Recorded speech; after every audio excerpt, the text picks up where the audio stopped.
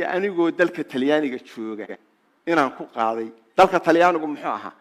dalkii ina gumaysanayay dalkiisii ayay ahay waxaan ka qaaday Ingiriis ninkii adduunka haystay ee Ingiriiska ahaa waa kii ina gumaysanayay markaas ayaa calankeenii la saaray ninka saddexaad wuxuu ahaa Mareykan oo waxa calankeenu ka sareeyay oo ka hoos babanayay calankii Mareykanka markaas musigeeni la saaray aniga second kaas daqiiqada iyada ah oo aan dhex taaganahay adduunkii oo dhan oo calankaygu u taagan way dalkii Talyaaniga tahay kii webiga nagaga gudbayay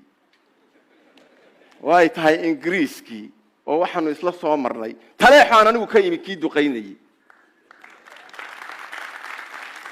oo maanta calankaygiina saaran yahay ayna u taagan yihiin musiga yagiina dhageysanayaan marka haddii anigu waxaan jecelahay qof bini aadam yiraahdo cirkan tagaya inaan yiraahdo wardayaxa iyo daruurahana ku siinaso soomaad garan ya cadceeduna taako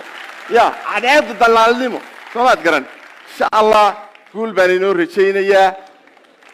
Soomaali baan ahay magaca Soomaali hadii la wada qiimeeyo lagu faanana meel baynu gaadhaynaa insha Allah